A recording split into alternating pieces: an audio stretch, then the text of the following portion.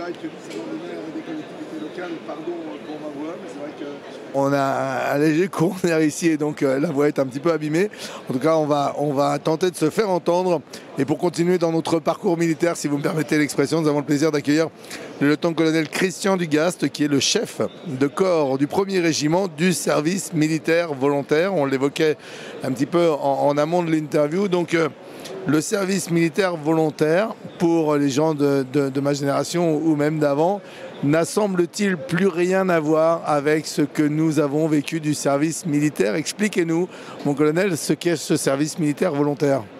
Alors, ce service militaire volontaire a tout de même quelque chose à voir avec ce que vous avez connu, puisqu'on parle de la jeunesse, on parle des jeunes. Donc la conscription s'adresse à des jeunes. Nous, au service militaire volontaire, on s'adresse également à des jeunes. Alors des jeunes plutôt en situation précaire et défavorisés, les plus éloignés de l'emploi.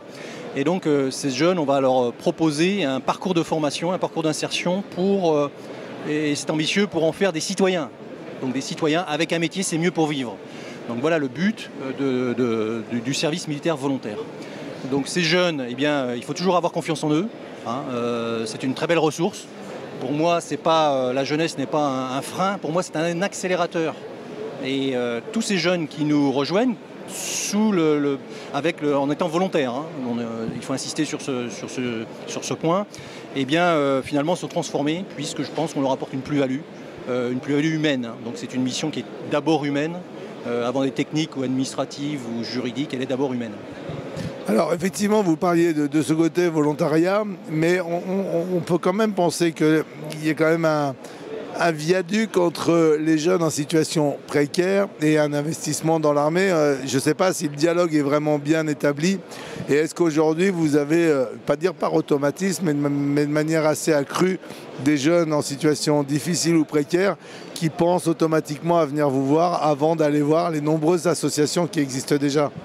Alors c'est là tout notre travail, hein, de recrutement, et on travaille effectivement avec les journées défense-citoyenneté, hein, puisque nous avons des journées, dans ces journées-là, un moment de parole pour présenter le service militaire volontaire à toute la jeunesse française. Alors, on travaille également avec Pôle emploi, avec les missions locales, qui sont nos principaux prescripteurs, pour pouvoir recueillir la ressource de ce volontariat. Mais c'est pas facile, parce qu'il existe de nombreux dispositifs, et puis ce dispositif ne peut convenir qu'à des jeunes qui souhaitent porter le treillis aussi. Donc il faut bien prendre tout ça en compte. C'est un travail de visibilité, de lisibilité, et justement grâce à vous, c'est ce qui nous permet de l'être un peu plus. Est-ce qu'on peut imaginer que les élus des collectivités locales, territoriales, etc. puissent être des relais pour, dans le cadre de l'information des jeunes, de leur politique de la ville, eh bien, expliquer aux jeunes l'intérêt de vous rejoindre en leur disant que c'est effectivement, il faut enlever le côté esprit militaire, mais que c'est dans leur intérêt, pour leur bien, pour effectivement, parce que vous nous le disiez, les relations que vous avez avec les entreprises qui cautionnent votre engagement, puisque le fait que vous soyez l'armée, eh bien, laisse à penser qu'il y a de vraies valeurs qui sont inculquées à ces jeunes. Donc, par définition, c'est peut-être plus facile pour les entreprises d'accepter des jeunes que vous leur proposez. Est-ce que les élus peuvent être des relais pour vous ? Alors naturellement, ce sont les premiers relais, et nous en avons, moi j'en veux pour preuve à Montigny-lès-Metz, où le maire de Montigny est mon premier relais, puisqu'il a accepté naturellement l'implantation du SMV, et puis il nous aide en permanence dans de l'emploi, dans de l'insertion.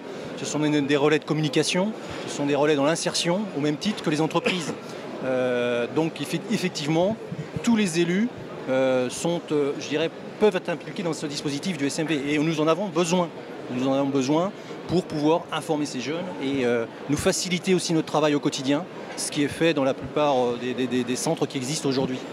Alors vous êtes, vous, le chef de corps du 1er régiment, vous êtes sur le Grand Est. Est-ce que la France a été découpée comme ça? Est-ce qu'il y a plusieurs corps en France de services militaires volontaires? Et comment les contacter? Comment trouver les coordonnées de ces corps?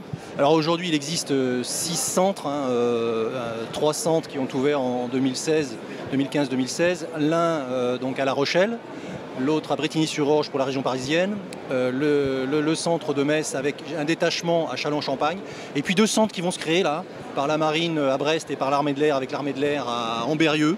Donc il s'agit tout simplement, alors on passe par les missions locales, mais nous avons un site internet par lequel on peut avoir directement le dossier, et puis ensuite par le biais des missions locales et par la constitution du dossier, intégrer le SMV.